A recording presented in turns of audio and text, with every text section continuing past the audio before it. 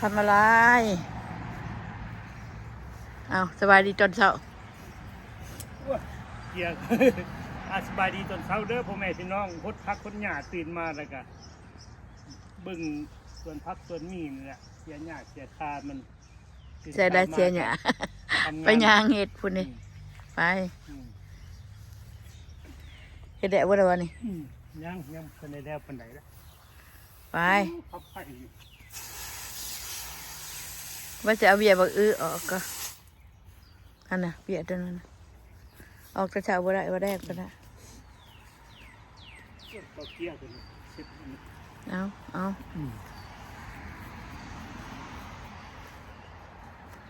เจี๋ยอะไรเจี๋ยอะไร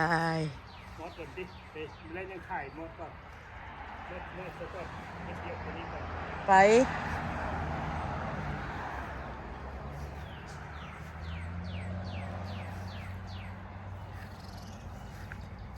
ยามมื้อเช้าพี่น้องวันอาทิตย์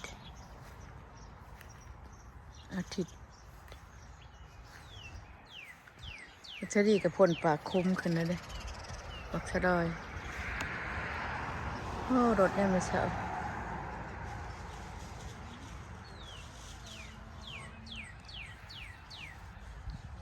สิได้งานนี้บ่พักก็โอ้ยหญ้าก็บ่ได้มาลกพักอีตู่มีชอกซ้ำเวียก็อยากพักนี่ก็แก่แล้วสิเป็นดอกคือเป็นหลอกไว้เถอะล่ะ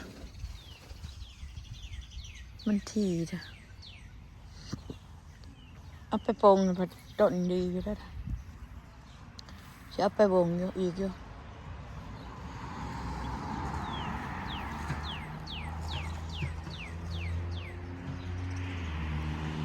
เก็บผักไปพัดกินว่าได้พัดเจนุของเขาจะ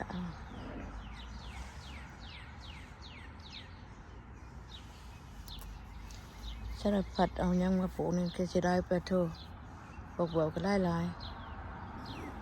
แล้วก็บอกนี่เรื่องปลูกแล้วปลูกอีกนึกว่ามันจะบอกกับปลูกเติมก็ได้ลายนี่ก็คุมหนึ่งนี่ก็คุมหนึ่งย่านมันบ่มีบักบวบกินนี่ก็เวนเบิดนี่บักบวบสิเอาบักนี่ออกบักตัวนี้นะจะออกไปปลูกต้นไม้บนไม้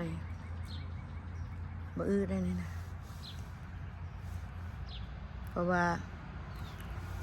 บักนี่มันแสบก็ได้ปลูกลายน้อยหนึ่ง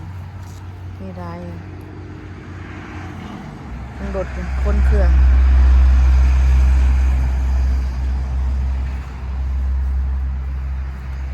ปลากระเทียมเนี่ยที่มันได้แต่วันนี้มัน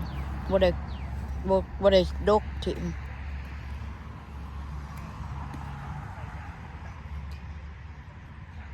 ชุดพักบ่เนี่ยพอทำชุดพักบ่เนี่ยโหดให้มันอากาศมันแดดจะเรื่อยๆมันอยากแดดถอนเป็นก็ได้โหดแบบเต็มแบบเต่าเป็น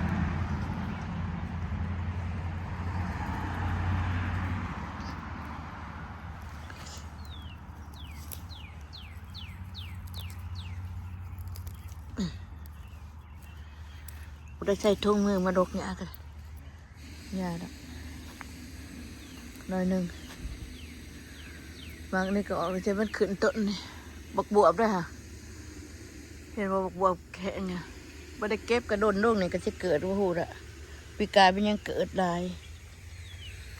บักบวบนี่ในบักบวบมันจะมันบอกออกมันมักสะน้อยมักลอยนะพี่น้องขน้อยห้องมักสะน้อยมักบวบเดียมนะภาษาไทยก็ว่าบักบวบเดียมเบิ้งปลากระเทียมขน้อยเนี่ยที่บ่ได้เก็บมันเบิดอย่างมันก็เป็นไว้นี่นะบ่ได้โรคเปิดบ่เป็นว่าชายพาผักกาดได้ปลาชายกระเทียมเนี่ยมันกระลายดินพี่น้องกินได้ก็เป็นดอกได้เลยนี่ไก่จะเป็นดอกเป็นหมากได้เลยนี่ได้พักบ้านที่ว่าพี่น้องอยู่แคนาดาเพื่อนอันนั่นนี่ไม่มีในสวนนี่นี่มันหักจนมันนอนไม่ได้เก็บปลามันแบบนี้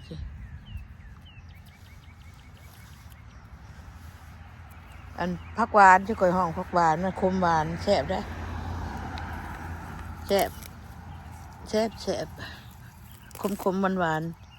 เวลาเขาแกงใส่ไก่ใส่หยังกันนะโอ้แซ่บขนาดขนาดมากจนได้ไปเอามาปลูกนะมักมันเลยเอามาปลูกกันย้อนมักกินอยู่ป่าพุ่นน่ะมันมีบ่ได้ออมไก่กินเนาะผักชีผักกาดมีออมไก่กิน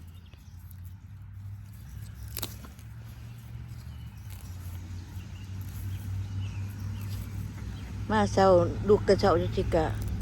วันอาทิตย์ลูกปีใหม่ก็บ่ได้ไปหัวใจบ่ดีพี่น้องหัวใจเจ็บหัวใจก็เลยไปส่งของกินเพิ่นน่ะก็มาหัวใจบ่นั่นปานใดแบบมันอยากเจ็บมันก็เจ็บก็สิบ่ได้ไปเต้นไปดับน้ำเพิ่นก็สิบ่สบายเจ้าของเนี่ย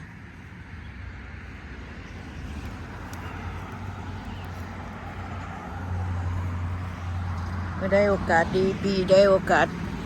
ดีก็สิได้ไปเด่นน้ำเพิ่นอยู่ในบ่สบายแล้วก็ได้ไปปีนี้จะเฮ็ดกับข้าวกับน้ำช่วยเพิ่นบางโดนนี่เวียบักแตงนี่ก็จะได้กินได้นี่เวียบักแตงนั่นในมันเอามากินเนี่ยมาถิ่มบักแตงชุกก็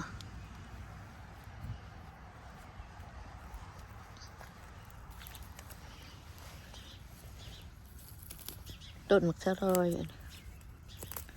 ปลูกมักสะรอยปลูกก็ได้หลายปีนี้เพราะว่าขับแค่เบิดละคุณพ่อเฒ่าเราเฮ็ดสารพัดอยู่จ้ะคมคืนอันนั้นหดสวนแล้วหดสวนหดนั่นหดนี่เลาะสวนนี่นะนี่ได้บักชะนีได้บักชะรีก็ได้บักชะรอยก็ได้แถวนั้นปลูกชะรีอันของเอือดาแล้ว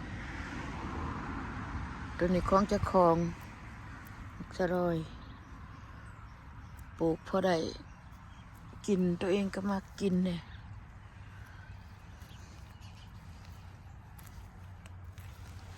หญ้านี่ได้หญ้าเครือนี่พี่น้อง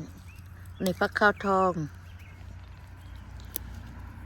บางคนก็บ่มักแต่ขนมนี่มักฟักข้าวทองฟักข้าวทองนี่บ่มันโป่งหลายๆนึงก็ว่าว่าโป่งน้อยเดียวนึงบ่ได้ปาดเด้อหลายกว่าเก่าจักสิได้สิดับแต่พอมันเอาเนี่ยเอาจักตัดก่อนบัดตัดบักซะดีมันเอาจักตัดเยี่ยมค่าแตงออกหลายแล้ว บายว่าเฮ้ยว่าเอามาท่านเห็นแน่น่ะเอาบ่ได้ปลูกนะมันก็ออกต้นที่ว่าในมันถิ่มมันน่ะ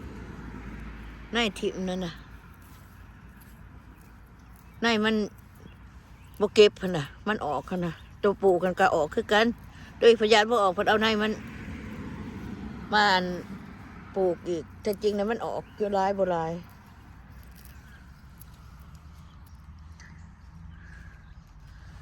มื้ออื่นนี่ได้ฮะสิเต็มที่พอเฒ่าเอ้ยว่าสิไข่คนนี้สิออกอยู่บ่คือมาตายเขาสิบ่ได้เอามาปลูกใหม่อีกว่า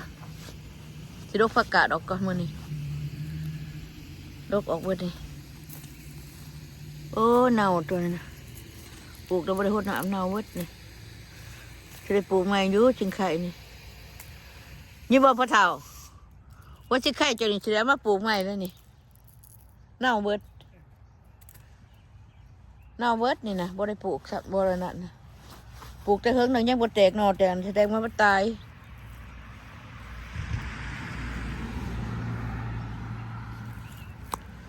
กระยามันดอกปลูกใหม่ก็ได้เอากินไว้ครับบ่ได้กินหยังเอาไว้มันกิน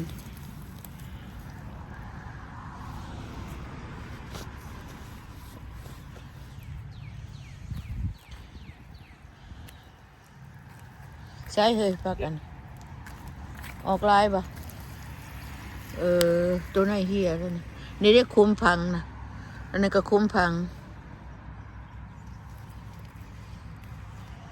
มาหาคอยออกลายแล้วพี่น้องก็ยาดอกแนวก็ได้เฮียดอกนี่ คือผ่ามาโหดไว้แท้พ่อเฒ่าพุ่นนั้นก็แม่ได้คุมน่ะโหดหน้าบ่โหดทั่วแม่นบ่ได้น่ะในมันเหียนเต็มเบิดน่ะยายมันเกิดไว้อยู่นี่ก็แม่นนี่จะได้สิบ่ปลูกหลายให้ว่าปลูกน้อยหนึงปลูกหลายบ่ได้มันโอเวอร์โพดปีกายกินก็บ่เบิดเนาะเด้เปียบักหาของเอ้ยดาวว่าอันลูกเคยเดาออกปลูกออกแล้วเดาออกแล้วเน่ามันยังจังไดบุนี่แหละบ่ฮู้ว่ารับจังเน่าเราก็สิได้บ่ได้ว่าจังไดแกงขี้ไก่เน่าเบิดแล้วบ่ออกมาเปื่อยเบิดโอ้เรื่องนี้ยังบ่ได้เปื่อยยังโอเคออกมานะคะก็ปลูกพร้อมกันนั่นน่ะอันไหนมักสตรอเบอรี่ป่าเครือบักสตรอเบอรี่ป่า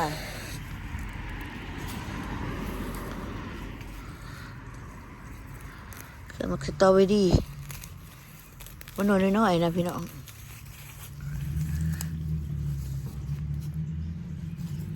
น้อย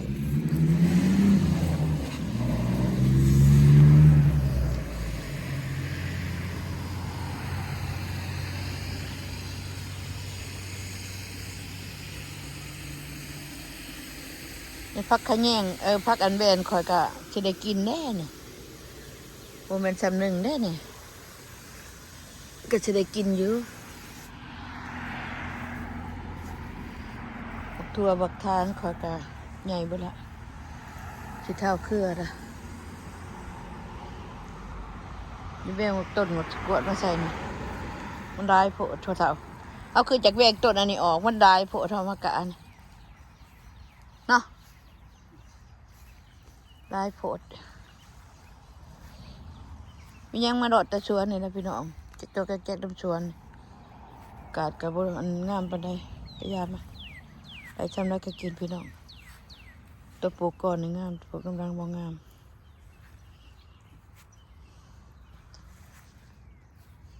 ดอกไม้อันนี้หอมๆนะพี่น้องดอกอันบลูเบอร์รี่นี่หอม15 อันเอาอันบักเด่นลงบักพริกลงนี่ยังเว้นบ่ออกตรงกระดงตอนค่ำสวยๆจะไปปลูกตายเบิดคันเอามาบงบักพริกกับอันนี้ว่าท่านในบงตัวเวนอันมักนี่ชุกกะพี่ปลูกไปกินยอดมันดอกว่าได้มันอยากได้ในได้ยังมันดอกก็อยากได้ปลูกไปกินยอดมันมักกินใบมัน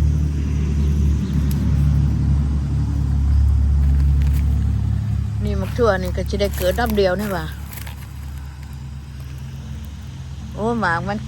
ขวดแสบมักทั่วนี่ขวดแสบขวดกิน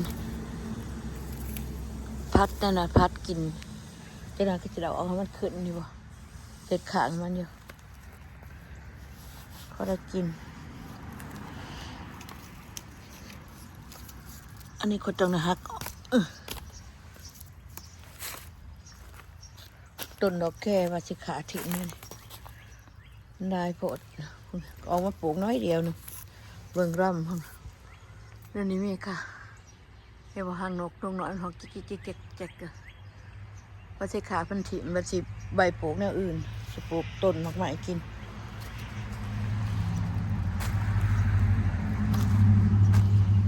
ผักหอมกับเป็นแต่หญ้าบ่ได้รกบ่ได้จังเพิ่นมีแต่หญ้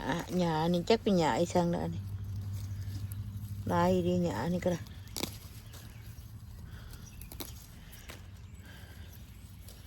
พอนี้ดาได้มาเข็ดโรคหญ้าจะเป็นชวนเลยคณะบ่โรคกับดู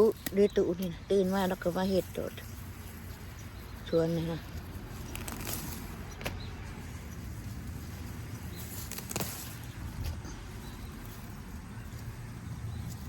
ขน่อยก็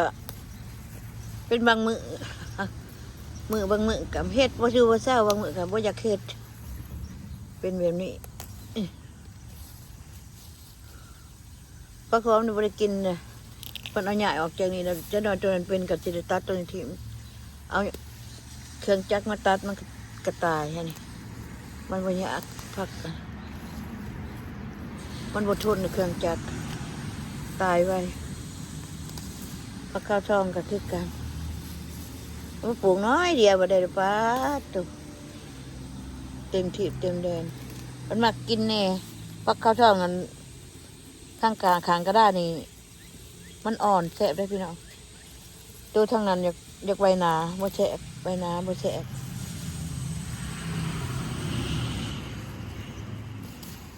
ใบหนาเนี่ยบ่ค่อยแสบใบบางๆแสบไม่ได้กินมันหนุ่มอ่อนดีลกทิมใส่ทุกอย่างอ่อนพายางนี่มันสิบ่เกิดอีกอย่างนี้มันตายเป็นพุ่นเป็นปุย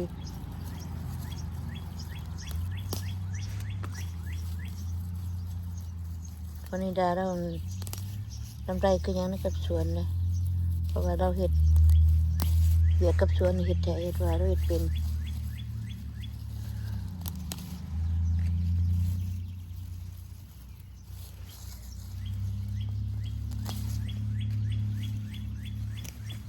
โอ้เชียงนกเชียงนูคือหอดหวานพี่น้องเอ้ย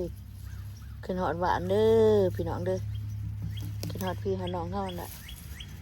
อยู่จังไหนกินจังไหนบ่ฮู้น่ะทางนี้ก็อยู่แต่ช่องเถานี่ล่ะนกหยาพี่น้องนกหยาในพักหอมนี่มันได้ดีนี่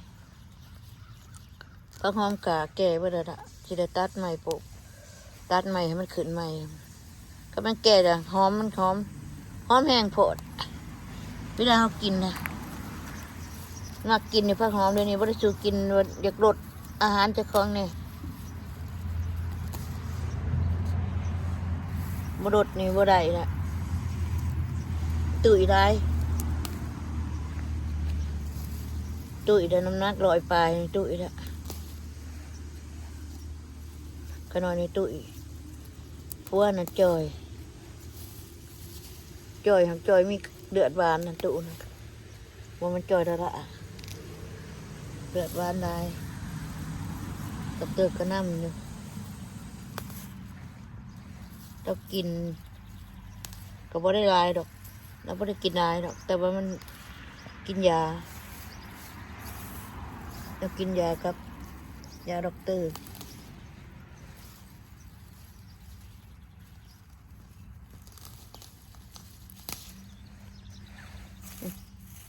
ลุกไปลุกมาก็ได้เอาเลยเด้อพี่น้องลุกเนี่ยให้พักหอมเหยียบทิมพร้อม ยาพักหอมนี่ตัวนี้เพิ่นเอาออกขุดปนไว้นะเพิ่นสิขาทำลายตัวนี้ทิ้งมันมีได้พอดไปยังไว้นี่ขี้นกโอเคพี่น้องอยู่ดีไม่แห้งแล้วพี่น้องเนาะอยู่ดีไม่แห้งเด้อพี่น้องเด้อ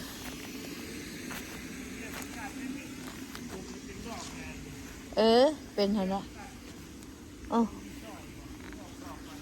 ออกกระยานะจะได้ออกดอกก็กินดอกอยู่ดีไม่แห้งพี่น้องโศกกันมันตอนเสาร์แล้วพี่น้องเด้อบายเนาะ